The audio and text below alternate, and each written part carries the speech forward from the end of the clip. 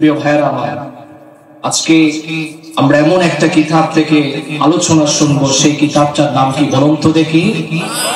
আওয়াজ করে বলতে হবে, কিতাবটার নাম কি? কোরআন। এটা এমন একটা কিতাব, এই কিতাবের প্রেসক্রিপশন দিয়ে যদি আপনি আপনার সংসার পরিচালনা করতে চান, আপনি আপনার ফ্যামিলি পরিচালনা করতে চান, তাহলে সেই ফ্যামিলি হবে সুখী ফ্যামিলি, সংসার হবে সুখী সংসার, ঠিক কিনা? এই কোরআনের প্রেসক্রিপশন দিয়ে যদি আপনি সমাজ পরিচালনা করতে চান, এই সমাজ হবে একটি সুস্থ, একটি ভদ্র সমাজ। কথা বলেন ঠিক কিনা? এই কোরআনের প্রেসক্রিপশন দিয়ে যদি আপনি আপনার রাষ্ট্রকে পরিচালনা করতে চান, সেই রাষ্ট্রে দুর্নীতি থাকবে না, সেই রাষ্ট্রে চোর বাটপার জিনাকর থাকবে না। কথা বলেন ঠিক কিনা? আর যদি এই কোরআনের প্রেসক্রিপশন ছাড়া আপনি আপনার সমাজকে পরিচালনা করতে চান, তাহলে সেই সমাজে দুর্নীতি হবে, চুরি হবে, ঠিক না বেঠিক? এই কোরআনের প্রেসক্রিপশন ছাড়া আপনি যদি দেশের পরিচালনা করতে চান, সেই দেশ কখনো সুন্দর হবে না। কথা বলেন ঠিক কিনা? আমরা এই কোরআন দিয়ে রাষ্ট্র চালাতে চাই। কথা বলেন ঠিক কিনা? সমাজ এই কোরআন দিয়ে চালাতে হবে, সংসার এই কোরআন দিয়ে চালাতে হবে। কথা বলেন ঠিক কিনা? এই কোরআনের প্রেসক্রিপশন ছাড়া যদি আপনি দেশকে পরিচালনা করতে চান, তাহলে দুর্নীতি দমন কমিশন দিয়ে দুর্নীতি বন্ধ করা যাবে না, ঠিক কিনা? এই জন্য আমরা আগামীর বাংলাদেশ চাই কোরআনের বাংলাদেশ। কথা বলেন ঠিক কিনা? আগামীর বাংলাদেশ চাই ইসলামের বাংলাদেশ। কথা বলেন ঠিক কিনা? আপনারা চান? দুহাত তুলে আল্লাহকে দেখেন, লিল্লাহে তাকবীর, নারে তাকবীর। প্রিয় ভাইরা আমার, আল্লাহ তাআলা কবুল করে সকলে পড়ে আমিন। এই কোরআন থেকে আমরা আলোচনা শুনবো ইনশাআল্লাহ।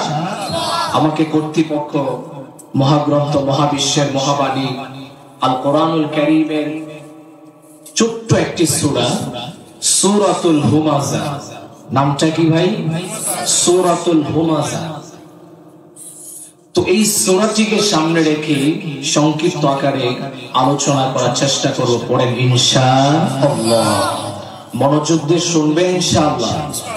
দূর থেকে এসেছি, শেষ পর্যন্ত দোয়ায় শামিল হয়ে গুনাহগুলো মাফ করিয়ে বাড়িতে কারা কারা যাবেন দুহাত তুলে আল্লাহকে দেখান। আল্লাহ তাআলা সকলকে কবুল করে সকলে পড়েন আমিন। কোরআনের তাফসীর যেখানে হবে সেখান থেকে উঠা বসা করা যাবে। আল্লাহ তাআলা বলছেন ফাসতামিউল কোরআন। যখন কোরআনের তেলাওয়াত হয় তখন মনোযোগ দিয়ে শ্রবণ করার কথা। একজন বলেছে, চিৎকার করে বলুন তো দেখি তিনি কে? তো সূরাতুল হুমাযা এটি এমন একটি সূরা, প্রিয় ভাইরা আমার, মহাগ্রন্থ আল কোরআনুল কারীমে আল্লাহ তাআলা এত ধমক দেয় নাই কোনো একটি সূরা। এই সূরাতুল হুমাযায় আল্লাহ তাআলা একটু রাগান্বিত হয়েছে, কঠিন ভাবে আল্লাহ তাআলা তার বান্দা বান্দীদেরকে ধমক দিয়েছে। কঠিন আগুনের কথা তিনি এই সূরার মধ্যে উল্লেখ করেছেন। এই সূরায় আল্লাহ তাআলা তিনটি সতর্কবাণী করেছেন। কয়টি সতর্কবাণী? তিনটি সতর্কবাণী। এই তিনটি সতর্কবাণী আমরা যদি মেনে চলতে পারি আর আমাদের জীবন থেকে তিনটি কাজ যদি স্কিপ করে দিতে পারি, তাহলে দুনিয়াতেও শান্তি আর পরকালে আল্লাহ সুবহানাহু ওয়া তাআলা রেখেছেন জান্নাত। আপনারা সকলে জান্নাতে যেতে চান? কারা কারা চান? প্রত্যেকেই তো চান ইনশাআল্লাহ। আল্লাহ তাআলা সকলকে জান্নাতি মানুষ হিসেবে কবুল করে পড়ুন আমিন। আপনাদের কাছে একটা প্রশ্ন রাখতে চাই, যে পৃথিবীতে এমন কোন মানুষ আছে যে জান্নাত চায় না? আওয়াজ করে বলতে হবে, এমন কাউকে পাওয়া যাবে? হিন্দু বলেন, মুসলিম, খ্রিস্টান, বৌদ্ধ, আরো যত ধর্ম আছে, প্রত্যেকেই কিন্তু সর্বশেষ একটা জিনিস চায়, সেটা হচ্ছে জান্নাত। কথা বলেন ঠিক কিনা? আল্লাহ সুবহানাহু ওয়া তাআলা তিনিও চান আমার প্রত্যেকটা বান্দা বান্দাই যাতে জান্নাতে যেতে পারে। বলেন সুবহানাল্লাহ। আল্লাহ সুবহানাহু ওয়া তাআলা চান না তার কোন বান্দা, তার কোন বান্দি জাহান্নামী হোক। আল্লাহু আকবার। আল্লাহ তাআলা কি পরিমাণ ভালোবাসে একজন মানুষকে, আল্লাহ তাআলা কতটুকু ভালোবাসলে আল্লাহ নিজেও চান না যে তার কোন বান্দা জাহান্নামী হোক। আল্লাহু আকবার। আল্লাহ তাআলা চায় জান্নাত। এই জন্য আল্লাহ সুবহানাহু ওয়া তাআলা প্রত্যেকের জন্য জান্নাতে এক একটা বাড়ি রেখে দিয়েছে, বলেন সুবহানাল্লাহ। হযরত মূসা আলাইহিস সালাতু ওয়াস সালামের জন্য যেমন জান্নাতে বাড়ি আছে, মিস্টার ফিরআউনের জন্য জান্নাতে বাড়ি আছে। হযরত ইব্রাহিম আলাইহিস সালাতু ওয়াস সালামের জন্য যেভাবে জান্নাতে ঘর আল্লাহ রেখেছে, মিস্টার নমরুদের জন্য জান্নাতে আল্লাহ ঘর রেখেছে। বিশ্বনবী মুহাম্মদ সাল্লাল্লাহু আলাইহি ওয়াসাল্লামের জন্য যেভাবে জান্নাতে ঘর রাখা হয়েছে, আল্লাহ তাআলা আবু জাহেল, উতবা, শাইবা, আবু লাহাব প্রত্যেকের জন্য আল্লাহ তাআলা জান্নাতে ঘর রেখেছে, বলেন সুবহানাল্লাহ। তাহলে বুঝা গেল আল্লাহ তাআলা প্রত্যেক ব্যক্তির জন্যই জান্নাতে এক একটা ঘর রেখে দিয়েছে, বলেন সুবহানাল্লাহ। তার কারণ কি? আমরা যখন এই পৃথিবীতে আসি না, আলমে বারজাখে যখন আমরা ছিলাম, আলমে আরওয়াহে যখন আমরা ছিলাম, তখন আমাদের আত্মাগুলোকে আল্লাহ তাআলা একত্রিত করেছে। আল্লাহ রাব্বুল আলামিন সকল মানুষের আত্মাগুলোকে একত্রিত করে আলমে আরওয়াহের মধ্যে, যেখানে আমিও যেমন ছিলাম, বাবা আদমও ছিলেন, বাবা আদম যেমন ছিলেন, হযরতে মূসা কালিমুল্লাহ সেখানে ছিলেন, হযরত ইব্রাহিম আলাইহিস সালাতু ওয়াস সালামও ছিলেন, বিশ্বনবী মুহাম্মদ সাল্লাল্লাহু আলাইহি সাল্লামও ছিলেন, ঠিক কি না? সকল নবী রাসূলদের আত্মা ছিল, ওলিয়া উলিয়াদের আত্মা ছিল, আমার বাবাদের আত্মা ছিল, আমার দাদাদের আত্মা ছিল, আমাদেরও আত্মা ছিল। সকলকে একত্রিত করে আল্লাহ রাব্বুল আলামিন জিজ্ঞাসা করলেন, আলাস্তু বিরাব্বিকুম। আল্লাহ রাব্বুল আলামিন জিজ্ঞাসা করলেন, আমি কি তোমাদের প্রভু নই? সকল মানুষ সেদিন এক বাক্যে জবাব দিয়েছেন, সকলে একই বাক্যে একই উত্তর দিয়েছেন, রব্বি আল্লাহ, বলেন সুবহানাল্লাহ। সমস্ত আত্মাগুলো একই কথা বলেছে, কেনই বা আপনি নয়, আপনি তো আমাদের রব। আল্লাহ রাব্বুল আলামিন এই কথার জবাব নেওয়ার পরে আমার আল্লাহ রাব্বুল আলামিন যখন কোন মানুষকে দুনিয়াতে প্রেরণ করেন, যদি সে হিন্দুর ঘরেও হয় কিন্তু হিন্দু হয়ে জন্ম নেয় না, খ্রিস্টানের ঘরে হলে খ্রিস্টান হয়ে জন্মগ্রহণ করে না, প্রত্যেকটা শিশু যখন জন্মগ্রহণ করে তখন সে মুসলমান হয়ে জন্মগ্রহণ করে, বলেন সুবহানাল্লাহ। সেই জন্যই তো বিশ্বনবী সাল্লাল্লাহু আলাইহি সাল্লাম বলেছেন, যখন কোন মানুষ, যখন কোন নাবালেগ বাচ্চা মারা যায়, দুনিয়া থেকে বিদায় নেয়, তখন সেই বাচ্চাটা মরতে দেরি হয়, কিন্তু আমার আল্লাহ রাব্বুল আলামিন তাকে জান্নাতে প্রবেশ করাতে দেরি হয় না, বলেন সুবহানাল্লাহ। আম্মা জান আয়েশা রাদিয়াল্লাহু তাআলা আনহা একদিনের ঘটনা তিনি উল্লেখ করছেন। ওই সময় এক ইহুদির ঘরের সন্তান মৃত্যুবরণ করেছে, যে খুবই অল্প বয়স্ক ছিল, নাবালেগ বাচ্চা। আম্মা জান আয়েশা রাদিয়াল্লাহু তাআলা আনহা বললেন, ইয়া রাসূলুল্লাহ, ইয়া হাবিবাল্লাহ, ওগো নবীজি, এই যে ছোট বাচ্চাটা আছে, ও যে মারা গিয়েছে, ওর তো কোনো দোষ নাই, কিন্তু ইহুদির ঘরে জন্মগ্রহণ করার কারণে হয়তোবা জাহান্নামে হতে পারে। আল্লাহর হাবিব সাল্লাল্লাহু আলাইহি ওয়াসাল্লাম বললেন, আয়েশা, ধমকের সুর দিয়ে বললেন, আয়েশা, তুমি কি জানো কে জান্নাতে যাবে আর কে জাহান্নামে যাবে? কে জান্নাতে যাবে আর কে জাহান্নামে যাবে একজন জানে, চিৎকার করে বলুন তো দেখি তিনি কে? তাহলে এখান থেকে বুঝা গেল, কোন মানুষ যখন দুনিয়াতে আসে, সে হিন্দুর ঘরে হোক, সে খ্রিস্টানের ঘরেই হোক, সে বৌদ্ধর ঘরেই হোক না কেন, পাহাড়িতেই জন্মগ্রহণ করুক না কেন, প্রত্যেকটা শিশু যখন দুনিয়াতে ভূমিষ্ঠ হয়, সে মুসলমান হয়ে ভূমিষ্ঠ হয়। কথা বলেন ঠিক কি না? এই জন্য বিশ্বনবী সাল্লাল্লাহু আলাইহি ওয়াসাল্লাম বলছেন, কুল্লু মাউলুদিন ইউলাদু আলাল ফিতরি ফাআবাওয়াহু ইউহাউইদানিহি আও ইউনাসসিরানিহি আও ইউমাজ্জিসানি, বলেন সুবহানাল্লাহ। তাহলে বুঝা গেল, প্রত্যেকটা মানুষ যখন দুনিয়াতে আসে কোন ধর্মের উপরে আসে? আওয়াজ করে বলতে হবে, কোন ধর্মের উপরে? ইসলাম ধর্মের উপরে। এই জন্য আল্লাহ তাআলা প্রত্যেকটা মানুষের জন্যই এক একটা ঘর রেখে দিয়েছেন জান্নাতে। বলেন সুবহানাল্লাহ। তাহলে কতটা ভালোবাসে আমার আল্লাহ, ঠিক কি না? এত নাফরমানি করি, আল্লাহ বলে বান্দা 5 ওয়াক্ত তোকে নামাজের ডাক দেওয়া হয়, তুই নামাজের ডাকে, আজানের সুরে, মুয়াজ্জিনের ডাকে তুই মসজিদে আসিস না, ঘুমায়া থাকিস, মদের ভাড়ে যাস, তুই খেলাধুলায় মদ থাকিস, কিন্তু আমি আল্লাহ তারপরে তোকে না খাওয়াই আমি মারি না, ঠিক কি না? আল্লাহু আকবার। বান্দা আমরা কত হতভাগা, কত অবাধ্য, তারপর আল্লাহ তাআলা সাগরের পানি দেয়, সাগরের মাছ খাওয়ায়, সুস্থ রাখে। কথা বলেন ঠিক কি না? আল্লাহ তাআলা বান্দাকে এক পাক্ষিক ভালোবাসে। এক পাক্ষিক রিলেশন আছে না নাই? কোন কোন সময় দেখা যায় একজনকে ভালোবাসে কিন্তু দুজন দুজনে ভালোবাসা হয় না, মনোমালিন্য থাকে। তো হয়তো এক সাইডের ভালোবাসাকে এক পাক্ষিক ভালোবাসা, আল্লাহ তাআলা বান্দাকে এক পাক্ষিক ভালোবাসে। বলেন সুবহানাল্লাহ।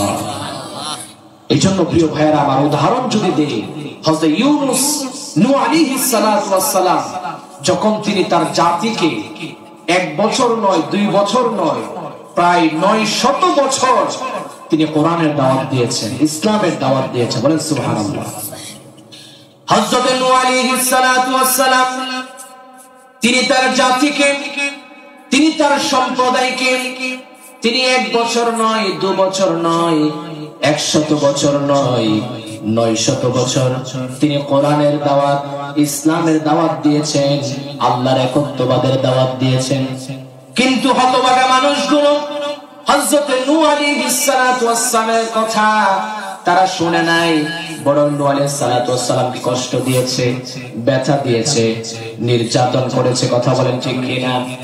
হযরত নূহ আলাইহিস সালাতু ওয়াস সালাম কালিমার দাওয়াত দিয়েছে, সেই কাফের মুশরিক বেঈমানগুলো তারা তো ইসলাম ধর্ম গ্রহণ করে নাই, বরঞ্চ তারা হযরত নূহ আলাইহিস সালাতু ওয়াস সালামকে বলল, নূহ আরেকবার যদি তুমি দাওয়াত দিবা তাহলে তোমাকে পাথর নিক্ষেপ করে তোমাকে হত্যা করব। করেন নাউজুবিল্লাহ। হযরত নূহ আলাইহিস সালাতু ওয়াস সালাম আল্লাহ রাব্বুল আলামিনের কাছে বললেন, আই মালিক, আপনার এই বান্দা বান্দীদেরকে আমি যখন ইসলামের দাওয়াত দিতে গেলাম, আপনার এই বান্দা বান্দীরা কথা শুনে না, তারা আপনার বিরোধিতা করে, তারা আমাকে হত্যা করার চেষ্টা করে। হযরত নূহ আলাইহিস সালাতু ওয়াস সালাম আল্লাহর কাছে বদদুয়া করলেন, এই জাতির জন্য আল্লাহ তুমি এদেরকে ধ্বংস করে দাও। আল্লাহ রাব্বুল আলামিন বললেন, নূহ আমি তোমার দোয়া কবুল করলাম। আল্লাহ রাব্বুল আলামিন প্লাবন দিয়ে দিলেন, এত পানি এসেছে সকলে ধ্বংস হয়ে গেছে। কথা বলেন ঠিক কি না? ঘটনা বলে আমার মাকসাদ না, আমার আল্লাহ রাব্বুল আলামিন কেমন ভালোবাসে, একজন বান্দা বান্দীকে কতটা ভালোবাসে আমার আল্লাহ, সে কথা বোঝানোর জন্য আমি বলতেছিলাম। হযরত নূহ আলাইহিস সালাতু ওয়াস সালাম যখন দোয়া করলেন সকলকে ধ্বংস করে দেওয়া হলো। ধ্বংস করে দেওয়ার পরে আল্লাহ রাব্বুল আলামিন নূহ আলাইহিস সালাতু ওয়াস সালামকে বললেন, নূহ তুমি মাটি দিয়ে কিছু খামিরা তৈরি করো। নূহ আলাইহিস সালাতু ওয়াস সালাম বললেন, আল্লাহ আপনি তো কুন ফায়াকুন বললেই হয়ে যায়, তাহলে আমার কেন বানাতে হবে? আল্লাহ রাব্বুল আলামিন কোন জবাব না দিয়ে বললেন, নূহ আমি তোমাকে বলেছি, আমাকে করে দিবা কিনা বলো। নূহ আলাইহিস সালাতু ওয়াস সালাম মাটি দিয়ে খামিরা তৈরি করতে লাগলেন, মাটির পাতিল বানাতে শুরু করলেন। খুব যত্ন সহকারে মাটির তৈরি সেই পাতিল, হাড়ি পাতিল যখন বানানো হলো, এটার উপরে কিছু কারুকার্য করা হলো। কিছু কারুকার্য করার পরে কিছুদিন পর আমার আল্লাহ রাব্বুল আলামিন নূহ আলাইহিস সালাতু ওয়াস সালামকে ডাক দিয়ে বললেন, ওগো নূহ আপনাকে যে আমি নির্দেশ দিয়েছিলাম মাটি দিয়ে কিছু হাড়ি পাতিল তৈরি করার জন্য আপনি বানিয়েছেন। নূহ আলাইহিস সালাতু ওয়াস সালাম বললেন, আপনার নির্দেশ অনুযায়ী আমি হাড়ি পাতিল গুলো বানিয়েছি খুব যত্ন সহকারে। আল্লাহ রাব্বুল আলামিন তোমার সকল হাড়ি পাতিল গুলো তুমি বাহিরে নিয়ে আসো, ঘর থেকে বের করে নিয়ে আসো। ঘর থেকে বের করে নিয়ে আসার পরে আল্লাহ রাব্বুল আলামিন ডাক দিয়ে বললেন, নূহ এবার ঘর থেকে একটা লাঠি নিয়ে আসো। লাঠি নিয়ে আসার পরে আল্লাহ বললেন, নো, তুমি এই লাঠি দ্বারা সমস্ত হাড়ি পাতিল গুলো ভেঙে চুরমার করে দাও। নূহ আলাইহিস সালাতু ওয়াস সালাম ডাক দিয়ে বললেন, আয় আল্লাহ, আয় রব্বে কারীম, আপনি তো বললেন আপনাকে কিছু হাড়ি পাতিল বানিয়ে দেখানোর জন্য, এখন আপনি বলছেন ভেঙে দিতে, কারণটা কি বুঝলাম না। আল্লাহ রাব্বুল আলামিন, আমি নির্দেশ দিয়েছি, কারণ বুঝার দরকার নাই, আগে ভাঙো তারপরে বুঝাবো। নূহ আলাইহিস সালাতু ওয়াস সালাম মনে বড় কষ্ট নিয়ে তিনি ভেঙে চুরমার করে দিলেন। কারোর সাথে কথা বলে না, মনে বড় কষ্ট। নূহ আলাইহিস সালাম ভাবলেন, এত চমৎকার করে বানালাম, আবার আল্লাহ এগুলো ভেঙে ফেললো, নির্দেশ দিল, বুঝলাম না। আল্লাহ রাব্বুল আলামিন হযরত নূহ আলাইহিস সালাতু ওয়াস সালামকে ডাক দিয়ে বললেন, নূহ, বড়ই খারাপ তোমার মনটা দেখা যায়। কেন খারাপ তোমার মনটা? আরে যেই মাটি দিয়ে তুমি হাড়ি পাতিল গুলো বানালে, সেই মাটি তো আমি আল্লাহ দিয়েছি। যেই পানি দিয়ে তুমি হাড়ি পাতিল গুলো বানালে, সেই পানিও তো আমার দান। শুধুমাত্র কিছু চেষ্টা, কিছু পরিশ্রম করে তুমি এই হাড়ি পাতিল গুলো বানালে, আর এই হাড়ি পাতিলের প্রতি এত মোহাব্বত ঢুকে গিয়েছে তোমার, তুমি জান দেও নাই, হাত পা নাই, এরপর এত ভালোবাসা। কথা বলেন ঠিক কিনা?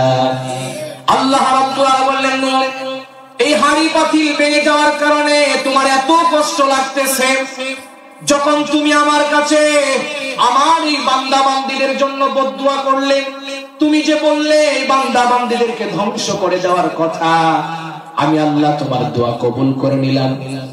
অনু, এই যে আমি আমার বান্দা বান্দীদেরকে যখন ধ্বংস করে দেওয়ার জন্য পানি দিলাম, যখন মাটির মধ্যে বড় মাঠে যখন পানি উঠে গেল, আমার বান্দা বান্দীরা দৌড় দিল বাড়িতে।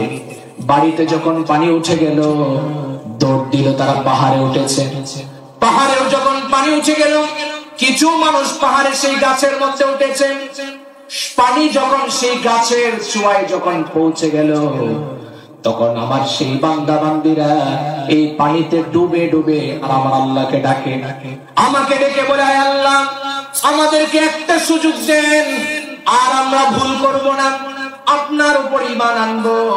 ও নো, বলো তো দেখি, আমার বান্দা বান্দীরা যখন দৌড়াচ্ছিল আর চিৎকার করে কাঁদতেছিল, আমি আল্লাহ রাব্বুল আলামিনের কি কষ্ট হয় নাই? বল আল্লাহু আকবার।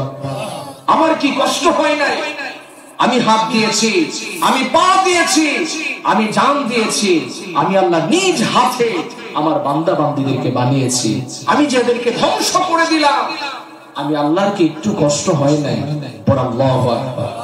কি পরিমাণ ভালোবাসা আল্লাহ তাআলা। কথা বলেন ঠিক কিনা? আল্লাহ তাআলার ভালোবাসা আমরা চাই কি চাই না?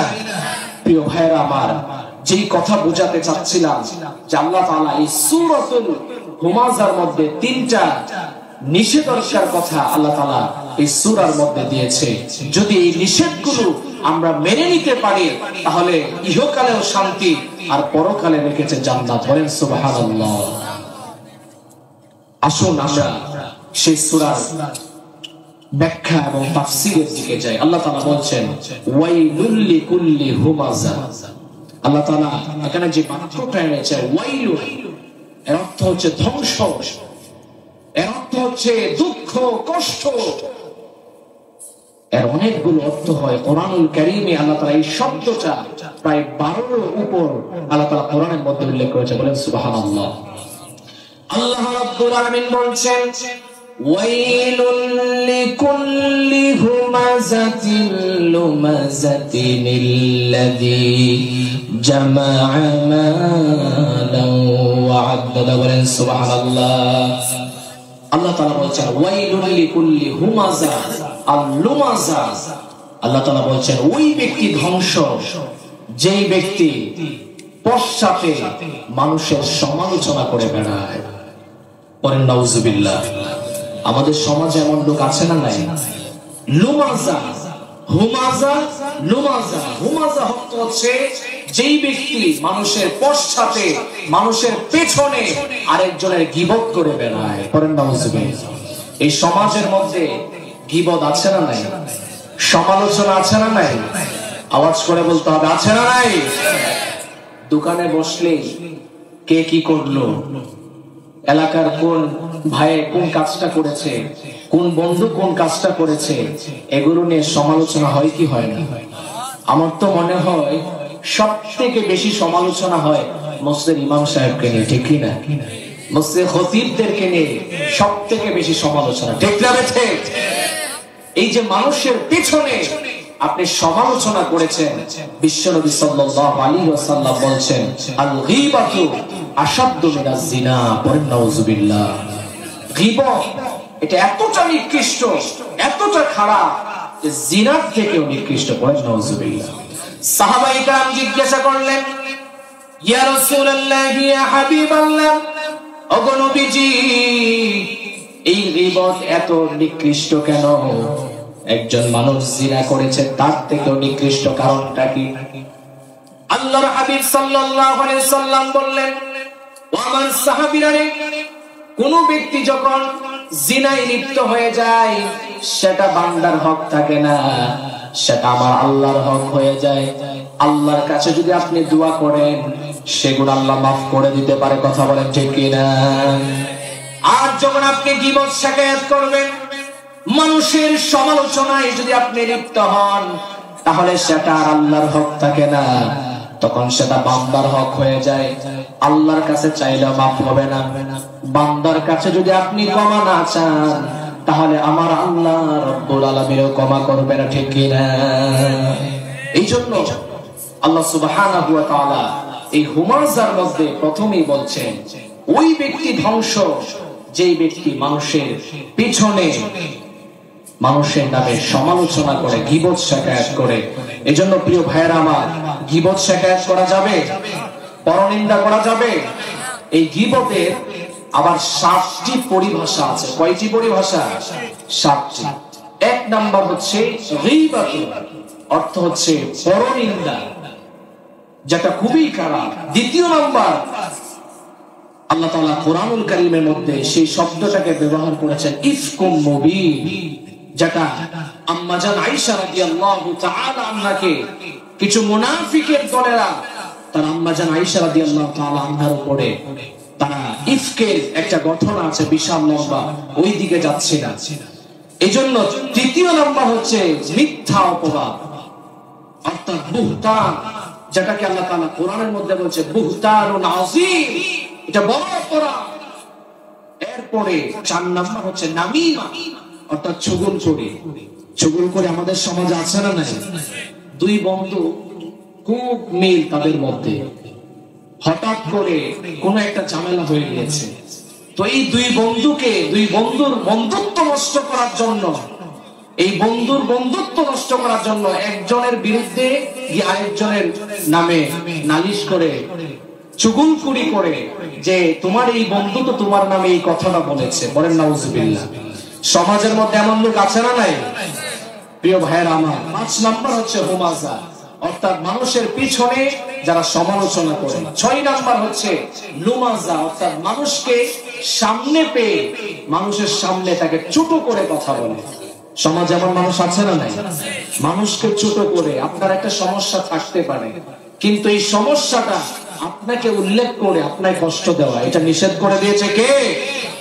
সর্বশেষ 7 নাম্বার হচ্ছে শাতমুন, অর্থাৎ ব্যঙ্গ করা, করেন নাউযুবিল্লাহ। বিশ্বনবী সাল্লাল্লাহু আলাইহি ওয়াসাল্লামকে মাঝে মাঝে কিছু কুফর মুশরিকরা, কুলাঙ্গাররা আল্লাহর রাসূলকে ব্যঙ্গচিত্র করে কি করে না? এমন মানুষ আছে না নাই?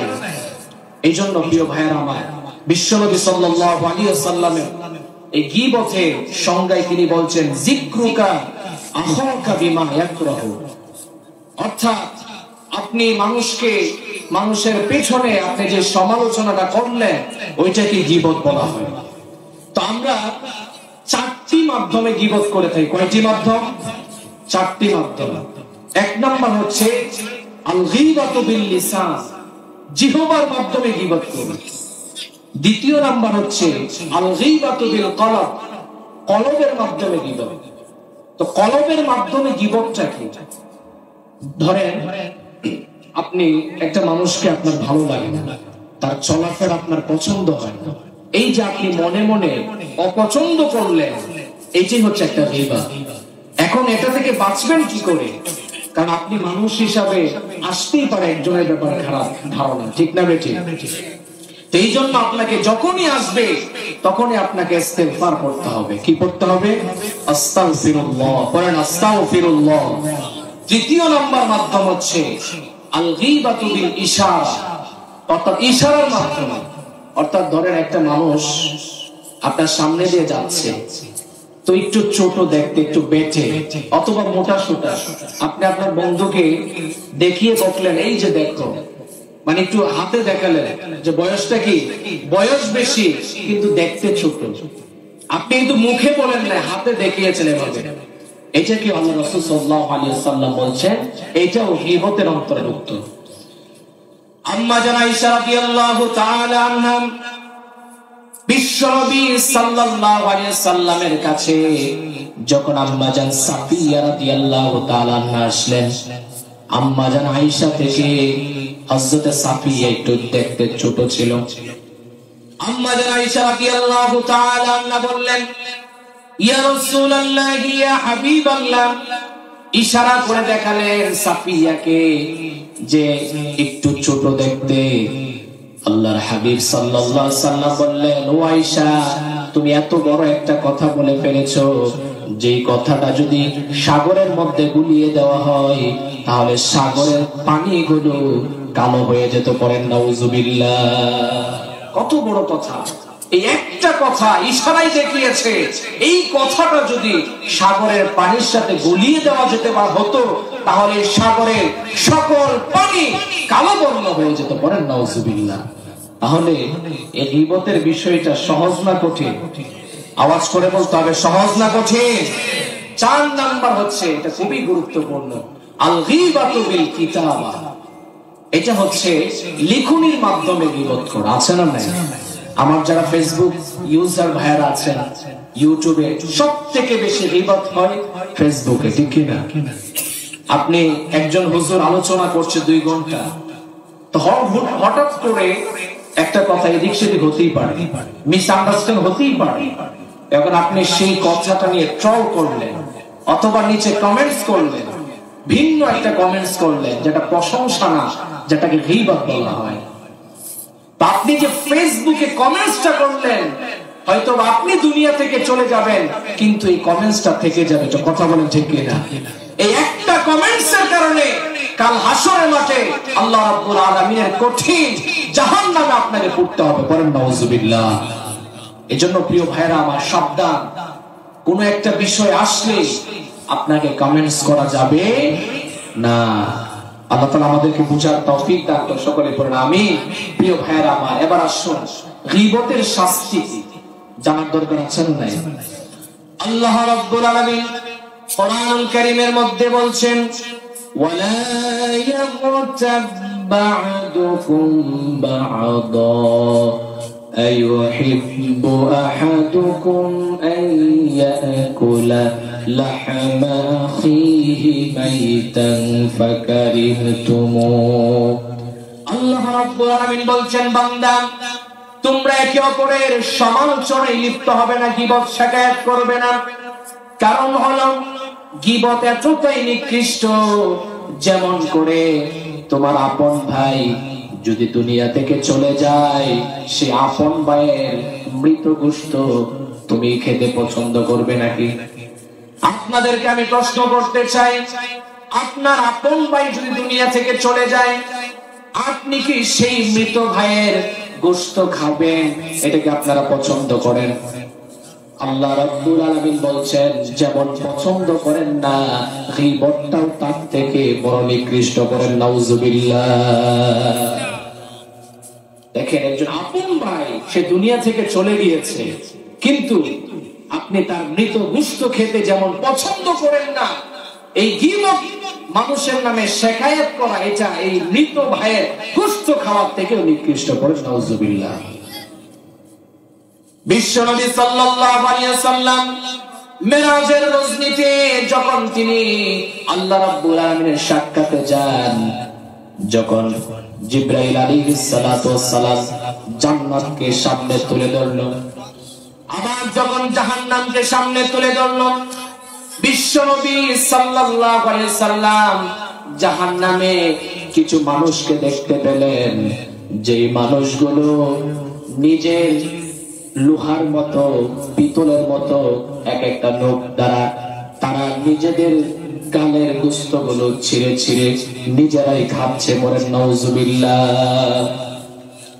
আল্লাহর হাবিব সাল্লাল্লাহু আলাইহি ওয়াসাল্লাম জিবরাইল আলাইহিস সালাতু ওয়াস সালামকে বললেন, ও জিবরাইল, এই জাহান্নামে এই মানুষগুলো কারা, যারা নিজেদের নখ দ্বারা নিজেদের গোশতগুলো ছিঁড়ে ছিঁড়ে খাচ্ছে?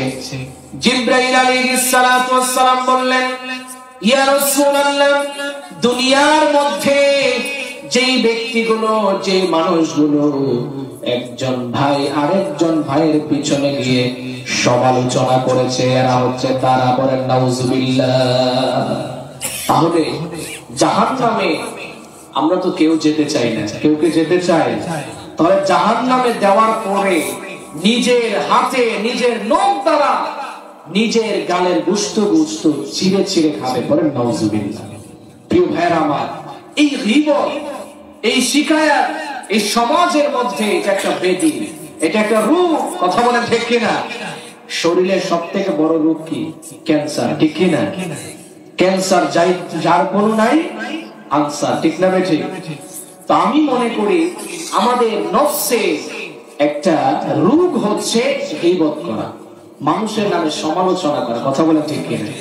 এখন আপনারা হয়তো মনে মনে ভাববেন যে হুজুররা তো নিজেরাই বসে বসে বিভিন্ন মাহফিলে এক হুজুর আরেক হুজুরের নামে গীবত করে। প্রশ্ন আসতেছে কিনা? অনেকের মনে এটা আসতে পারে। এখন বুঝতে হবে, যদি আপনি আলোচনাটা মনোযোগ দিয়ে শুনেন তাহলে শেষ পর্যন্ত বুঝে যাবেন কোনটাকে গীবত বলে আর কোনটাকে গীবত বলে না। প্রিয় ভাইয়েরা আমার, এবার আসুন গীবতের হুকুম কি? গীবতের হুকুম হচ্ছে তিনটি। কয়টি? তিনটি হুকুম। কয়টি হুকুম? তিনটি। এক নাম্বার হচ্ছে গীবত করা হারাম, দ্বিতীয় নাম্বার হচ্ছে গীবত করা ওয়াজিব, তৃতীয় নাম্বার হচ্ছে গীবত করা জায়েজ। কয়টা পাইলাম? তিনটা। একটা হচ্ছে গীবত করা হারাম, যেটা এতক্ষণ আলোচনা হয়েছে, এক ভাই আরেক ভাইয়ের পিছনে গিয়ে সমালোচনা করা, এটা কি? হারাম। আর কখনো গীবতটা আবার ওয়াজিব হয়ে যায়, এটা আবার কি? প্রশ্ন আসে না যে গীবত করা আবার ওয়াজিব? গীবত করা ওয়াজিব হয় তখন যখন এলাকার মধ্যে কোনো একটা মানুষ, কোনো একটা ব্যক্তি সে এমন কোনো কাজ করতেছে যার কারণে এলাকার মানুষ বিভ্রান্তিতে পড়তেছে, এলাকার মানুষগুলো বিভ্রান্তিতে পড়তেছে। এই যে গীবতটা, এই যে মানুষটা, প্রিয় ভাইরা একটু সামনের দিকে চলে আসে। অনেকেই তো আবার ওই তাফসীর বুঝে না। তাফসীরটা একটু অন্যরকমই, কারণ এটা সবসময় সুর দিয়ে টানাও যায় না, ঠিক না বেঠিক? আপনারা যদি অন্য আলোচনাতে সুর দিয়ে সারাক্ষণ টানা যেতে পারত, কিন্তু তাফসীর করতে হলে সবসময় সুর দেওয়া যায় না। এই জন্য এটা একটু বোঝার বিষয়, কারণ না বুঝলে এটা ভালো লাগবে না। কারণ আপনারা হয়তো অনেকেই আমার ভাষা বুঝতেছেন কিনা জানি না। আপনারা কি আমার ভাষা বুঝতেছেন? কারণ আমি আপনাদের অনেক কথা আমি বুঝি না। আমি যখন খেতে বসেছি অনেকের কথা আমার বুঝি না, স্বাভাবিক। দেখে এটাও আল্লাহ তাআলার রহমত, ঠিক কিনা? বাংলাদেশ একটা দেশ, কয়টা? একটা, কিন্তু ভাষা শত শত। কথা বলেন ঠিক কিনা? ময়মনসিংহে এক ভাষা, কিশোরগঞ্জে আরেক ভাষা, বরিশাল যাবেন আরেক ভাষা। ভাষা কিন্তু এক, কিন্তু এটাকে একটু মিশ্রণ করে এক একজনেরটা এক এক রকম মনে হয়, ঠিক কিনা? কিন্তু মূলত কিন্তু সবাই আমরা বাঙালি। কথা বলেন ঠিক কিনা? এই জন্য আপনারা কি আমার ভাষা কথা বুঝতেছেন? প্রিয় ভাই আমার, যে কথা বলতেছিলাম, দ্বিতীয় নাম্বার গীবত করা ওয়াজিব। এলাকার কোন একজন নেতা মনে করেন এমন একটা কাজ করেছে, যেই কাজটা করার কারণে এলাকার অনেকগুলো মানুষ বিভ্রান্তিতে পড়বে। এই নেতার বিরুদ্ধে সমালোচনা করা, মানুষের সামনে গীবত শিকায়াত করা, এটা একজন মুসলমানের জন্য ওয়াজিব হয়ে যায়। বলেন সুবহানাল্লাহ। আমার মসজিদে যখন আমি জুমা পড়াই গাজীপুরে, তো আমি তো আমার ওই প্রতিটা বিষয়ের উপরে বয়ান করি, যেটা যখন সামনে আসে সেই বিষয়টা নিয়ে আলোচনা করি।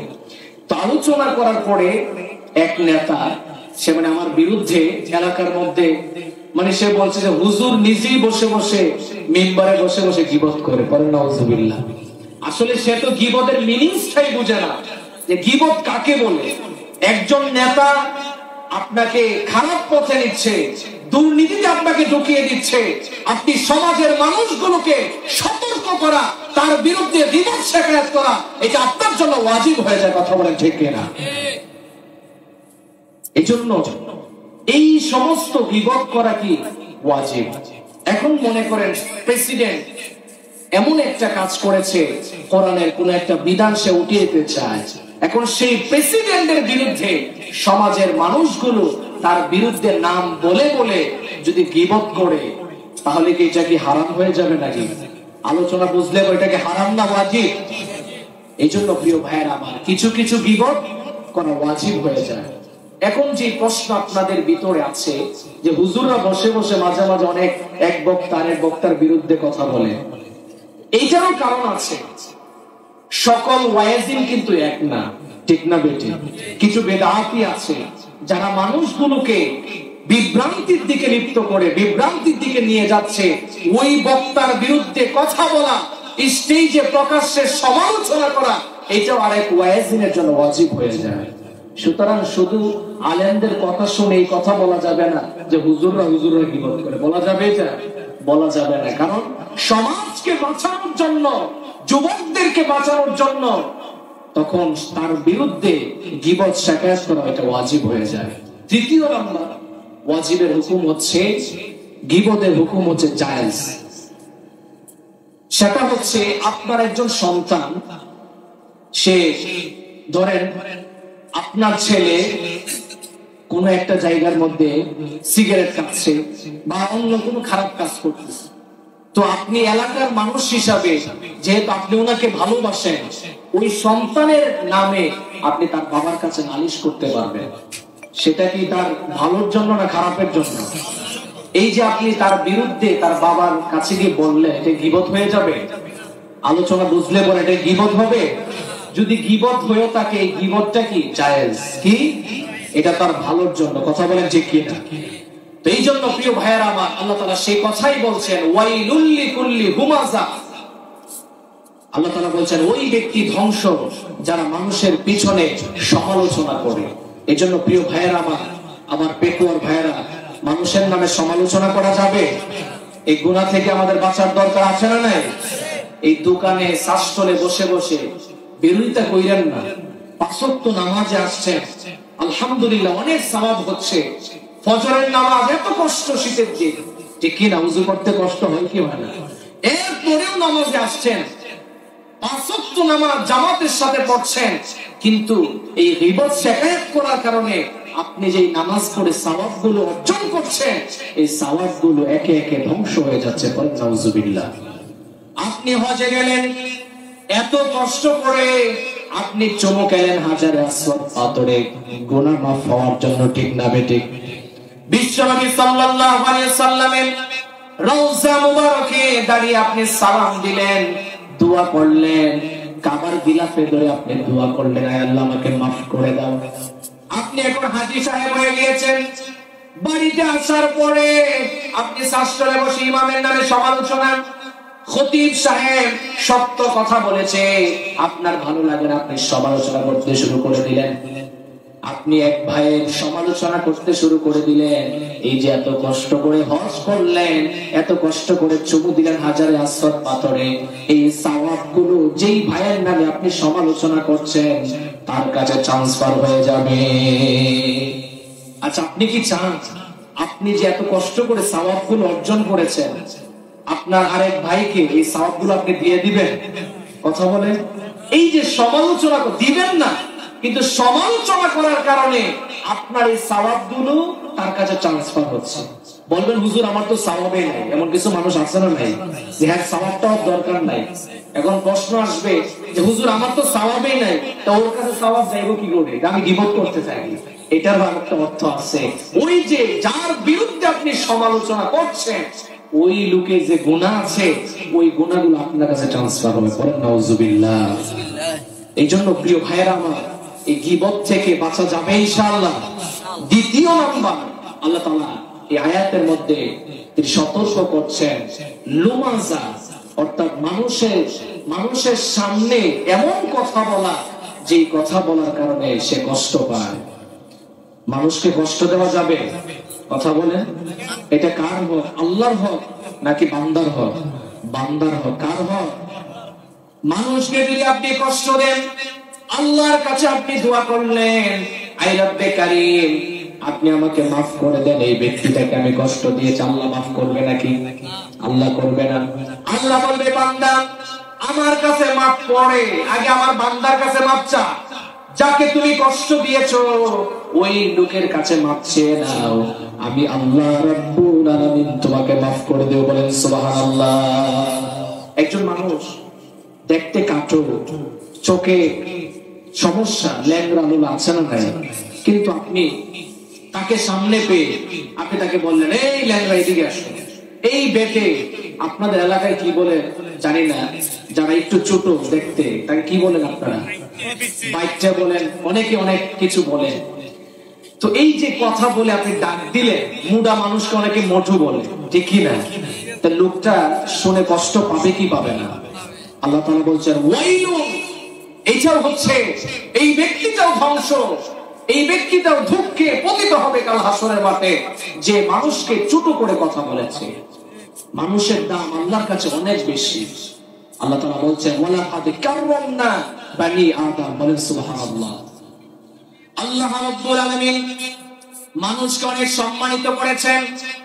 বিশ্বনবী সাল্লাল্লাহু আলাইহি সাল্লাম যখন মদিনা থেকে মক্কায় আসলেন হজ করার জন্য, শেষ হজ, বিদায় হজের সময় সাহাবায়ে কেরামকে বললেন, জিজ্ঞাসা করলেন আইয়ুল বালাদি হাযা, ও আমার সাহাবীরা আমরা যে শহরে আছি সেই শহরটার নাম কি?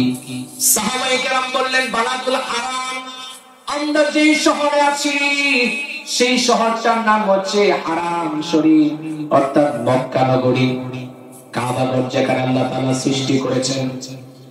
বিশ্বনবী সাল্লাল্লাহু আলাইহি সাল্লাম জিজ্ঞাসা করলেন আইয়ুল শাহরু, আইয়ুল শাহরি, এটা কোন মাস? সাহাবায়ে কেরাম বললেন ইয়া রাসূলুল্লাহ ইয়া হাবিবাল্লাহ, এই মাসটা হচ্ছে জিলহজ মাস। আবার জিজ্ঞাসা করলেন আইয়ু ইয়াউমিন হাযা, এটা কোন দিন? সাহাবায়ে কেরাম বললেন এটা হচ্ছে আরাফার দিন। আল্লাহর হাবিব সাল্লাল্লাহু আলাইহি সাল্লাম বললেন ও আমার সাহাবীরা শোনো শোনো, যেমন ভাবে আল্লাহর কাছে মক্কা নগরীটা অনেক দামি, যেমন ভাবে আল্লাহর কাছে জিলহজ মাসটা অনেক দামি, যেমন ভাবে আল্লাহর কাছে আরাফার মাঠটা অনেক দামি, ঠিক ওই রকম ভাবে একজন মানুষের সম্মান আল্লাহর কাছে অনেক দামি। বলেন সুবহানাল্লাহ। আল্লাহর কাছে অনেক দামি আপনার সম্মান। আপনাকে যদি কেউ ছোট করে কথা বলে আপনি কষ্ট পাবেন কি পাবেন না? এজন্য আমার যুবক ভাইয়েরা, মানুষকে ছোট করে কথা বলা যাবে? কাউকে ছোট করে কথা বলা যাবে না, কাউকে কষ্ট দেওয়া যাবে না। মানুষকে কষ্ট দিলে মানে আল্লাহ তাআলাকে কষ্ট দিলেন। কথা বলেন ঠিক কিনা? বিশ্বনবী সাল্লাল্লাহু আলাইহি সাল্লাম বললেন তুমি যদি কোনো ব্যক্তির, যেটা আবু দাউদ শরীফে হাদিস এসেছে, তুমি যদি কোনো মানুষকে ছোট করে কথা বলো, সাহাবায়ে কেরামকে বললেন যদি তুমি মানুষকে ছোট করে কথা বলো, মানুষের গোপন কথাগুলো যদি প্রকাশ করে দাও, আমার আল্লাহ রাব্বুল আলামিন তোমার গোপন কথা প্রকাশ করে দিবে। আসলে না এমন? এখন যদি বলেন হুজুর আমি ঘর থেকে বের হব না, আল্লাহ তাআলা আমাকে কিভাবে মানুষের সামনে সমালোচিত করবে? আল্লাহ বলছে, আল্লাহ রাসূল বলছেন ঘরে রেখেও আল্লাহ তাআলা তোমাকে সম্মান হানি করবে। কথা বলেন ঠিক কিনা? সম্মান দেওয়ার মালিক কে? আওয়াজ করে বলতে হবে, সম্মান দেওয়ার মালিক কে? ওয়া তুইজ্জু মান তাশা ওয়া তুযিল্লু মান তাশা বিয়াদিকাল খায়র ইন্নাকা আলা কুল্লি শাইইন কাদির। বলেন সুবহানাল্লাহ। এজন্য মানুষের সম্মান হানি করা যাবে না। আমাদের দেশে আপনাদের চট্টগ্রামে আল্লামা দিলওয়ার হোসেন সাইদি রাহিমাহুল্লাহ, তিনি আপনাদের চট্টগ্রামে যখন তিনি দুনিয়াতে ছিলেন মাস কি মাস তাফসীর করেছে, ঠিক না বেটে? যাকে কোরআনের পাখি বলা হতো, গোটা বিশ্ব যাকে এক নামে চিনেছে, কথা বলেন ঠিক কিনা, এই লোকটাকে ধর্ষণকারী বানিয়েছে, এই লোকটাকে যুদ্ধ অপরাধী বানিয়ে তার সম্মান হানি করতে চেয়েছে, কথা বলেন ঠিক কিনা। 13টি বছর জেলে রেখেছে, সর্বশেষ তাকে হসপিটালে নিয়ে ইনজেকশন দিয়ে তাকে শহীদ করে দেওয়া হয়েছে। পরে নাউজুবিল্লাহ। এই কোরআনের পাখিকে অসম্মানিত করতে চেয়েছে যারা, এই কোরআনের পাখির সম্মান যারা ছিনিয়ে নিতে চেয়েছে, আল্লাহ বলছেন বান্দা কোরআনের পাখির সম্মান নেওয়ার মালিক তুমি না, আমি আল্লাহ। আমি আল্লাহ তার সম্মান হানি করলাম না, আমি আল্লাহ তার সম্মান বাড়িয়ে দিলাম। বলেন সুবহানাল্লাহ। কথা বলেন ঠিক কিনা। সম্মান বাড়িয়ে দিয়েছে কে? আজকে গোটা পৃথিবীতে তাকে চিনে, কথা বলেন ঠিক না বেঠিক। ছোট ছোট বাচ্চারাও তাকে চিনে। আরেকজন শায়েখ আছে, আল্লাহ মামুনুল হক, আছে না নাই? আপনার নাম শুনেছেন? তাকে ধর্ষণের মামলা দেওয়া হয়েছে। দ্বিতীয় নাম্বার, গুলিস্তানে ৮,০০০ টাকার মোবাইল চুরির মামলা দিয়েছে।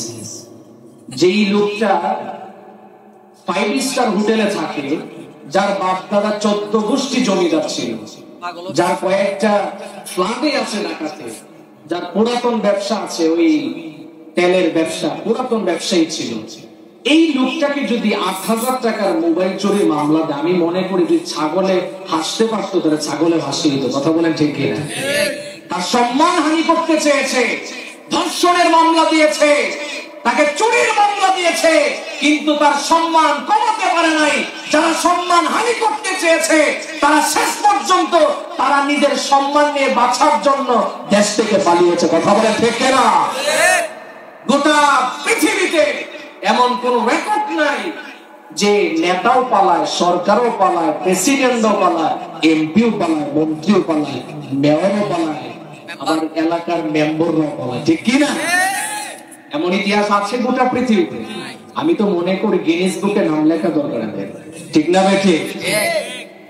আমি আসলে মাঝে মাঝে চিন্তা করি, যেই নেতা তার কর্মীকে ছেড়ে পালায়, সেই নেতার এখন কিভাবে দালালি করে, কথা বলে ঠিক কিনা। এখন এই সকল দালাল আছে নাই? এই জন্য আমার প্রিয় ভাইয়েরা আমার, আল্লাহ তাআলা বলছেন ওয়া তুইজ্জু মান তাশা ওয়া তুযিল্লু মান তাশা। বান্দা আমি কাকে সম্মান দিব আমি আল্লাহ দেই, আবার কাউকে যদি অসম্মানী করতে হয় সেটা আমি আল্লাহ দেই। এই জন্য যারা কোরআনের পাখিদেরকে, আলেমদেরকে অসম্মানী করতে চেয়েছে, আল্লাহ রাব্বুল আলামিন তাদের সম্মান বাড়িয়ে দিয়েছে। কথা বলেন ঠিক কিনা। আর যারা অসম্মানী করতে চেয়েছে, আজকে তারা অসম্মানী হয়েছে, আমার আল্লাহ রাব্বুল আলামিন দেখিয়ে দিয়েছে আমি আল্লাহ তারা অসম্মানী করতেও জানি। কথা বলেন ঠিক কিনা। অনেকেই তো মনে করেছিল তাদেরকে ধোয়া ছোঁয়ার বাহিরে এদেরকে আর নামানো যাবে না। কথা বলেন ঠিক কিনা। জুলুমের সর্বশেষ পর্যায়ে, সর্বশেষ স্টেপে যখন পৌঁছে গিয়েছে, মানুষ হাহাকার। 24 সালে আমার যুবক ভাইয়েরা এক একজন লাঠি শিটা নিয়ে মাঠে মধ্যে নেমে পড়েছে। কথা বলেন ঠিক কিনা। আল্লাহ বলছেন বান্দা, আল্লাহ বলছেন বান্দা তুমি মনে করেছো 100টা রাস্তা বন্ধ তাকে আক্রমণ করার, আমি আল্লাহ 101 নাম্বার রাস্তা দিয়ে আক্রমণ করতে পারি। আল্লাহু আকবার। এই জন্য প্রিয় ভাইয়েরা আমার, যেই কথা বলতেছিলাম, কাউকে ছোট করে কথা বলা যাবে না, কাউকে কষ্ট দিয়ে কথা বলা যাবে না, কারো মন ভাঙা যাবে না। আমাদের মধ্যে এই গুণাটা বেশি আছে। কথা বলেন ঠিক কিনা। ছোট করে কথা বলি। একজন মানুষ সে রিক্সা চালায়, আপনি তাকে রিক্সা চালক বললে সে কষ্ট পাবে, ঠিক কিনা। একজন মানুষ জুতা সেলাই করে, মুচি, আপনি তাকে মুচি বললে সে কষ্ট পাবে, সেও তো মানুষের ভাই, ঠিক কিনা। এই রিক্সা, এই অটো যদি না থাকতো তাহলে আমরা এখান থেকে ওখানে যেতে পারতাম। প্রত্যেকটা মানুষ, প্রত্যেকেই মানুষ মনে রাখতে হবে, কাউকে ছোট করে কথা বলা, আল্লাহ তাআলা বলছেন ওয়াইলুন, এই ব্যক্তিটা হচ্ছে ধ্বংস। আমরা কি ধ্বংসের কাতারে যেতে চাই? আমরা প্রত্যেকে আল্লাহ সুবহানাহু ওয়া তাআলাকে খুশি করতে চাই। কথা বলেন ঠিক কিনা। প্রিয় ভাইয়েরা আমার, আল্লাহ সুবহানাহু ওয়া তাআলা যে দ্বিতীয় নাম্বার বিষয়ে তিনি সতর্ক করছেন কোরআন কারিমে, বলছেন আল্লাযী জামাআ মালাহু ওয়া আদ্দাহু। আল্লাহ তাআলা বলছেন ওই ব্যক্তি ধ্বংস যেই ব্যক্তি সম্পদ জমায়, আদ্দাহু গণনা করে। এমন লোক আছে না নাই? আপনারা সম্পদ জমান কি জমান না? কিন্তু সমস্ত সম্পদ জমা করলেই যে আপনি ধ্বংস হবেন বিষয়টা কিন্তু এমন না। তাফসীর হচ্ছে ওই সম্পদ, যেই সম্পদ জমানোর পরে আপনার সম্পদের মধ্যে কিন্তু গরিবরা হবে, আছে না নাই? যাকাতের কথা শুনেছেন আপনারা, সাদাকার কথা। তো এই যে আপনার সম্পদ আছে কিন্তু আপনি যাকাত দিচ্ছেন না, এই লোকগুলোকে আল্লাহ তাআলা বলছেন ওয়াইল, এই লোকগুলো হচ্ছে ধ্বংস করে। নাউজুবিল্লাহ। আমি তো মনে করি বাংলাদেশে যে পরিমাণ কোটিপতি আছে, আপনাদের কক্সবাজারে মাশাআল্লাহ কত বড় বড় বিল্ডিং, দালান আছে না নাই? কোটি কোটি টাকা মালিক। এই মানুষগুলো যদি সঠিকভাবে পাই টু পাই হিসাব করে যাকাত আদায় করে অল্প দিনের মধ্যে, আমি মনে করি 5 বছরের মধ্যে 6 নাম্বার বছরে আপনি যাকাত দেওয়ার মতো লোক বাংলার জমিনে খুঁজে পাওয়া যাবে না। তাহলে বোঝা গেল বাংলাদেশের মানুষ যারা আছে অর্থ বেশি কিন্তু তারা যাকাত দিচ্ছে। সে কথা আল্লাহ রাব্বুল আলামিন বলছেন আল্লাযী জামাআ মালাও ওয়া আদ্দাদা। আল্লাহ রাব্বুল আলামিন বলছেন ওই ব্যক্তি ধ্বংস যে ব্যক্তি সম্পদ জমা করে রাখে, কৃপণতা করে, আর শুধু সম্পদ জমানো যায় কিভাবে সেই চিন্তা করে আর গণনা করে। এমন লোক আছে না নাই? শুধু বিল্ডিং কিভাবে বানানো যায়, জায়গা জমি কিভাবে বানানো যায় সেই চিন্তায় মগ্ন হয়ে গিয়েছে। আল্লাহ রাব্বুল আলামিন বলছেন ইয়াহসাবু আন্না মালাহু আখলাদা। আল্লাহ রাব্বুল আলামিন বলছেন তারা কি ধারণা করে যে তাদের এই সম্পদগুলো তারা নিয়ে যেতে পারবে, শেষ পর্যন্ত এই সম্পদগুলো থাকবে? মানুষ এই ধারণা করে কিনা? প্রশ্ন করছেন কে? আওয়াজ করে বলতে হয়, প্রশ্ন করছেন কে? আল্লাহ তাআলা সূরাতুত তাকাসুরের মধ্যে সে কথাই বলছেন আলহাকুমুত তাকাসুর হাত্তা যুরতুমুল মাকাবির কাল্লা সাওফা তা'লামুন। বলেন সুবহানাল্লাহ। আল্লাহ রাব্বুল আলামিন বলছেন আলহাকুমুত তাকাসুর, যারা প্রাচুর্য নিয়ে, যারা একে অপরে প্রতিযোগিতায় লিপ্ত হয়ে গিয়েছে, আর এই প্রতিযোগিতাটা ততক্ষণ পর্যন্ত থাকবে যতক্ষণ না তারা কবরের বাসিন্দা না হবে, ঠিক কিনা? আল্লাহ রাব্বুল আলামিন বলেন কাল্লা সাওফা তা'লামুন সুম্মা কাল্লা সাওফা তা'লামুন। একবার না দুবার আল্লাহ তাআলা তাকিদ করে খুব গুরুত্বের সাথে বোঝাতে চায়, বান্দা তুমি যে সম্পদের প্রাচুর্যের লড়াই করছো, তোমার এক ভাই 3 তালা করেছে, তুমি ভাবছো 3 তালা করলে হবে না, 4 তালা করতে হবে। তোমার এক ভাই 10 বিঘা জমির মালিক, তুমি চিন্তা করলা 10 বিঘা আমার হবে না, আমার ভাই কিনেছে 10 বিঘা, আমি কিনবো 15 বিঘা। তোমার ভাই ট্রেনের ঘর ছিল, সে বিল্ডিং করেছে, এখন তুমি চিন্তা করলা 1 তালাই হবে না, 2 তালা করতে হবে। এমন লোক আছে না নাই? আল্লাহ রাব্বুল আলামিন সেই কথাই বলছেন আলহাকুমুত তাকাসুর হাত্তা যুরতুমুল মাকাবির। এই যে সম্পদের প্রাচুর্যের লড়াই, অহংকার, গর্ব, আমার আল্লাহ বলছেন আয়াহসাবু আন্না মালাহু আখলাদা। তোমরা কি ধারণা করো এই সম্পদ তোমাদের সাথে যাবে, শেষ পর্যন্ত এই সম্পদ তোমাদের সাথে থাকবে? এই ধারণাকে আমরা করতে পারিনি। সম্পদ কি আমাদের সাথে যাবে নাকি? আওয়াজ করে বলতে হবে, যাবে নাকি? যখন আপনি দুনিয়া থেকে চলে যান, আরে কত সন্তান আপনার আছে, কত মায়ের সন্তান আছে, নিজের বাবার লাশ দাফন করার আগে সম্পদ নিয়ে মারামারি করে। এমন লোক আছে না নাই? বাংলার জমির আছে না নাই? বাবার লাশ দাফন করার আগে সম্পদ নিয়ে মারামারি। কে কার থেকে বেশি সম্পদ দিবে, কে রাস্তার পাশ দিয়ে নিবে, কে পিছন দিক দিয়ে নিবে, কে ভালো জায়গাটা নিবে, এটা নিয়ে মারামারি ফাটাফাটি আছে না নাই? এই জন্য আমার ভাইরা, আল্লাহ তাআলা বুঝাতে চান, বান্দা তুমি যে সম্পদ গড়াচ্ছ, তুমি যে কৃপণতা করছো, এই সম্পদ শেষ পর্যন্ত তোমার সাথে যাবে না। কিভাবে যাবে? আপনি রেশমি কাপড় দিয়ে কি দাফন করা যায়? কথা বলেন। এত অল্প এত কম দামি কাপড়ের কাপড় দিয়ে 60 টাকা গজ 50 টাকা গজের কাপড় দিয়ে দাফন করা হয়। কথা বলেন ঠিক কিনা? এই স্বর্ণ এই মুদ্রা নিয়ে কি যাওয়া যাবে কবরে? এই কবরবাসী উদ্যোগী তো মাহফিল দিয়েছেন, যারা এখানে কবর বাসিন্দা হয়েছে কেউ কি কোনো কিছু নিয়ে যেতে পেরেছে? আওয়াজ করে বলতে হবে, কেউ কি নিয়ে যেতে পেরেছে? কেউ নিয়ে যেতে পারে না। আপনার এলাকায় একটা মানুষ দুনিয়া থেকে চলে গিয়েছে, আপনার মাইন্ডে এটা সেট আপ করতে হবে।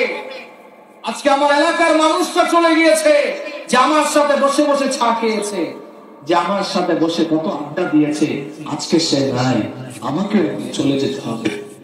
ঠিক কিনা? একদিন আমাদের কোথায় যেতে হবে? কবরবাসী হতে হবে, ঠিক না বেটি? এই জন্য আমাদের মধ্যে চেঞ্জ আনার দরকার আছে না ভাই? এই কবরবাসী আপনারা দেখছেন না, আল্লাহ তাআলা সকলকে মাফ করেন, পড়েন আমিন। কত কবরবাসী আছেন চিৎকার করে কাঁদে আর বলে, আমার জন্য একটু সাদাকা করো, আমার জন্য একটু আল্লাহর কাছে মাফ চাও, আমার জন্য কিছু দান খায়রাত করো, আমার জন্য কিছু সওয়াব রেসালি করে পাঠাও। কিন্তু আমরা মানুষ হিসাবে এগুলো শুনি না। এই জন্যই তো আমি বলি, আপনি দুনিয়া থেকে চলে যাবেন কিন্তু একটা সম্পদ রেখে যান, একটা সন্তানকে আপনি কোরআনের তালিম শিখিয়ে যান। এই সন্তান যখন আপনি মরে যাবেন, এই সন্তান যখন কোরআন পড়বে, এই সওয়াবের একটা পার্সেন্টেজ আপনার আমলনামায় দিয়ে দিবে। বলেন সুবহানাল্লাহ। এই যে মসজিদ এখানে আছে, সমাজের ভালো কাজ যদি আপনি করে থাকেন, মনে রাখবেন যতদিন পর্যন্ত সমাজের ভালো কাজ করবেন আপনি মরে যেতে পারেন, কিন্তু মরে যাওয়ার পরে আমার আল্লাহ রাব্বুল আলামিন এই যে দান করেছেন এর একটা সওয়াব আপনার কবরের মধ্যে পৌঁছে যাবে। বলেন সুবহানাল্লাহ। এই জন্য আমার ভাইরা, দুনিয়াটা থাকার জায়গা নয়।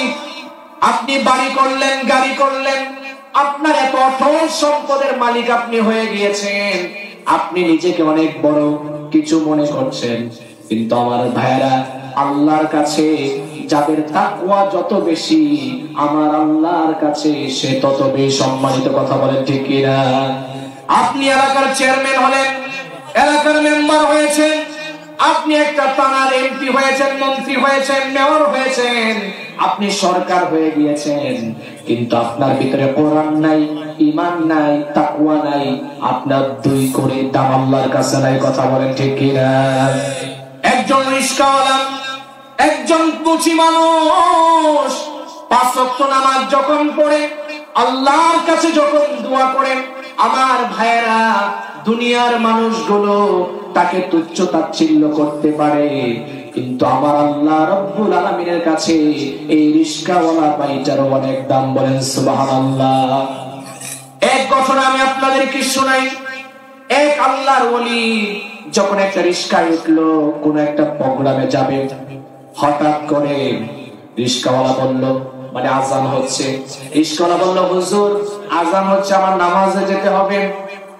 হুজুর বলল, ঠিক আছে নামাজে যাবা, আরো আধা ঘন্টা সময় আছে, 20 মিনিট, আর সামনে গিয়ে নামাজ পড়তে পারবো। কিন্তু রিস্কাওয়ালা কথা শোনার পরে ঠিকই হুজুরের কথা মেনেছে, কিন্তু হুজুর দেখতে পেল রিস্কাওয়ালা যখন প্যান্ডেল ঘুরায় আর তার চোখ দিয়ে অশ্রু পড়তে থাকে। হুজুর বললেন, তুমি দাঁড়াও, কি হয়েছে, তুমি কাঁদো কেন? রিস্কাওয়ালা লুচ্চা বলল, হুজুর মাফ করবেন, আজান দেওয়ার পরে আমি আর রিস্কা চালাই না, সরাসরি মসজিদে চলে যাই। বলেন সুবহানাল্লাহ। নামাজ আদায় করার পরে হুজুর বলল, ঠিক আছে আর চালাতে হবে না, আসো নামাজে যাই। নামাজ শেষ হওয়ার পরে ওই রিস্কাওয়ালা ভাইটা জিজ্ঞাসা করলো, হুজুর আমার নবী দেখতে কেমন, একটু কম দেখি।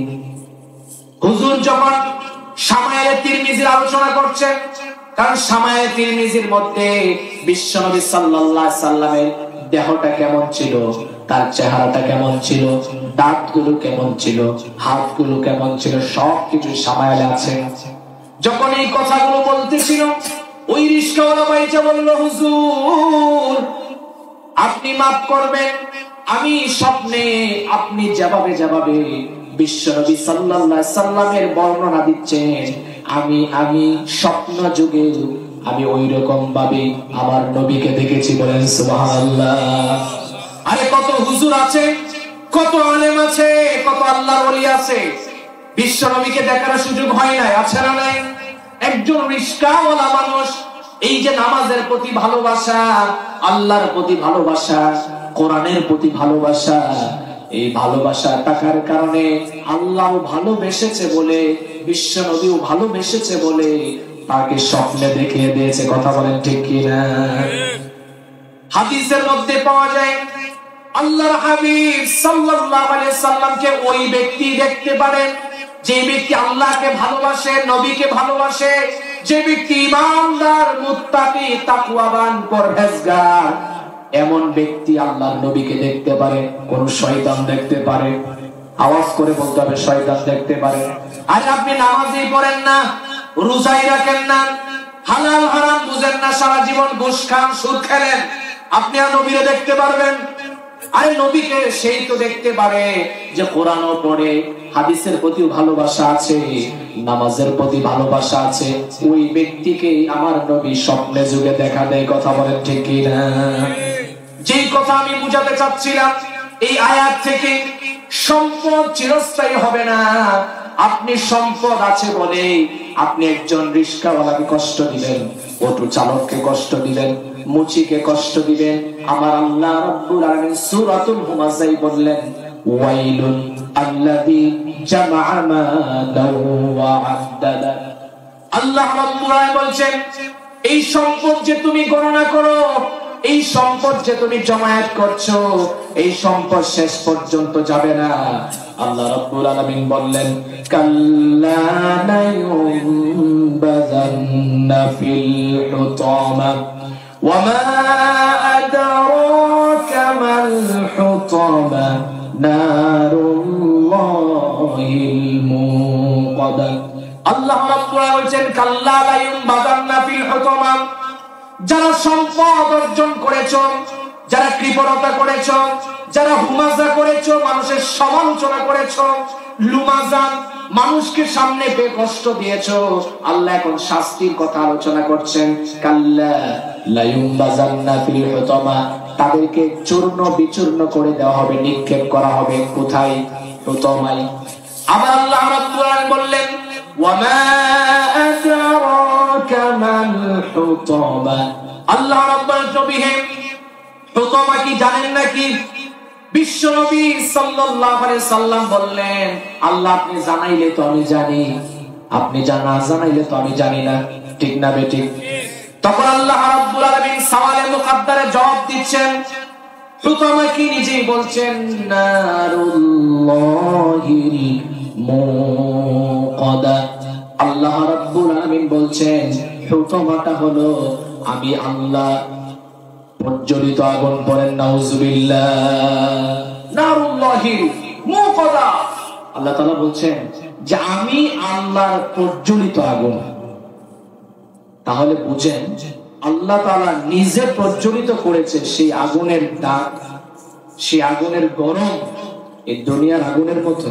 কথা বলেন, আপনি যদি একটু পরীক্ষা করেন, একটা গ্যাস ম্যাচ নিয়ে যদি আপনি জ্বালিয়ে আপনি 1 মিনিট কি 30 সেকেন্ড ধরে রাখতে পারবেন? ক্ষমতা আছে? তাহলে জাহান্নামে যেখানে আল্লাহ নিজে জ্বালিয়েছে, কত কঠিন কথা। তাফসীরের মধ্যে এটা তাফসীর মুফাসসিরে কঠিন ভাবে লেগেছে। নারুল্লাহিল মুকাদ্দা। হুতামাটা হচ্ছে আমি আল্লাহ নিজে প্রজ্বলিত আগুন। আর আল্লাহ তাআলা যা করেন সব কি ছোট না বড়? কথা বলেন, এই আগুন কত ভয়ঙ্কর। এই দুনিয়ার আগুনের মধ্যে সামান্যতম একটু সময় আমরা হাত ধরে রাখতে পারি না, কিন্তু আল্লাহ তাআলা যে আগুন জ্বালিয়েছে সেই আগুনের মধ্যে হাজার হাজার বছর আমরা কি করে থাকবো আমার ভাইয়ের? থাকা সম্ভব? এজন্য আমি বলি, যদি পারেন যে আগুনে পুড়তে পারবো কোনো সমস্যা নাই, আমি তো বেটা পাহলুয়ান, আমি বডি বিল্ডার, আমার আগুনে পড়লে কিছুই হবে না, তাহলে আপনি গুনাহ করেন। যদি পারেন যে আমি কি এই আগুনে পুড়লে আমার কিচ্ছুই হবে না, কষ্ট হবে না, আপনি তো বেড়ার বেটা, তাহলে ঠিক আছে আপনি গুনাহ করতে থাকেন, সমস্যা নাই। আপনাকে নিয়ে আমার কথা না, তাদেরকে নিয়ে আমার কথা, যারা আগুন দেখে ভয় পান। চিন্তা করেন, দুনিয়ার আগুনের মধ্যে আপনি 1 মিনিট 30 সেকেন্ড হাতটা ধরে রাখতে পারেন না, কাল হাসরের মাঠে সে আল্লাহর প্রজ্বলিত আগুনের মধ্যে হাজার হাজার বছর কিভাবে আপনি জ্বলবেন? কেন ইমাজিন দ্যাট? চিন্তা করা যায়? কথা বলেন। তারপরেও আমাদের মধ্যে কোনো পরিবর্তন নাই। এটা বড় দুঃখের বিষয়। তাফসীর প্রোগ্রাম হয়, কিন্তু তার মধ্যেও আমাদের মধ্যে পরিবর্তন আসে। আমার প্রিয় ভাইয়েরা, আজকে যদি এখানে একটা গানের কনসার্ট দেওয়া হতো, তাহলে মানুষ কেমন হতো আপনারাই বলেন। লক্ষ লক্ষ। কেমন মানুষ হতো আমার ভাইয়েরা? মিনিমাম 1000। ভরপুর থাকতো না? জায়গা দেওয়া সম্ভব হতো? জায়গা দেওয়া সম্ভব হতো না। কিন্তু আমরা কোরআনের এই তাফসীরুল মাহফিলে আমরা লোক খুঁজে পাওয়া যায় না, ঠিক না বেটে? মাঝে মাঝে যেটা হয়, ডক্টর মিজানুর রহমান আজহারি আসে, অনেকেই বলেন যে কোরআনের ভালোবাসায় তাফসীর শোনার জন্য গিয়েছে। ভুল কথা। এটা কি? এটা ভুল কথা। কেন? কার কোরআনের তাফসীর তো অনেকেই করে, তাহলে সেখানে যান না কেন? এখানে এত 15 লাখ 20 লাখ মারামারি ঠেলাঠেলি ধাক্কা ধাক্কি এক একজন হসপিটালে, এত আবেগ ভালো না, ঠিক কি না? কোরআনের তাফসীর শোনা কি ওয়াজিব, ফরজ? না, এটা মুস্তাহাব বিষয়। আপনি না শুনে ঘুমায়ও থাকতেন, তাহলে গুনাহ হতো না। 5 ওয়াক্ত নামাজ পড়াই না আপনার জন্য। তো এই যে আমার ভাইয়েরা, এটা হচ্ছে সেলিব্রিটি, এটা হচ্ছে ভাইরাল হওয়া, ঠিক না? ভাইরাল যে হয় সেখানেই মানুষ যায়, কথা বলেন ঠিক কিনা? চেহারা দেখার জন্য একটু হাত মিলাইলে না জানি জান্নাত নিয়ে আল্লাহ তাআলা আমাকে জান্নাত দিয়ে দেয়। এত সহজ? জান্নাতে যাওয়া কি এত সহজ? প্রিয় ভাইয়েরা আমার, বুঝতে হবে কথা। তো আমি যেই কথা বোঝাতে চাচ্ছিলাম, আজকে একারা গানের কনসার্টের লুকে লুকারণ্য হয়ে যেত, কিন্তু তাফসীরের প্রোগ্রামে লুক খুঁজে পাওয়া যায় না। এটি হচ্ছে কিয়ামতের একটি বড় আলামত, কথা বলেন ঠিক কিনা? আমার ভাইয়েরা বুঝতে হবে, আল্লাহ তাআলা যে আগুন প্রজ্বলিত করেছে, এটা সাধারণ কোন আগুন না। দেখেন আল্লাহ পরের আয়াতে কি বলছে। আল্লাহ রাব্বুল আলামিন বলছেন, এই আগুন তোমাদেরকে কি করবে, কিভাবে জ্বালাবে, সেটা আল্লাহ তাআলা নিজেই সওয়ালে মুকাদ্দারের জবাব দিচ্ছেন। আল্লাতী তাত্তালিউ আলাল আফইদা ইন্নাহা আলাইহিম মুসাদা। আল্লাহ রাব্বুল আলামিন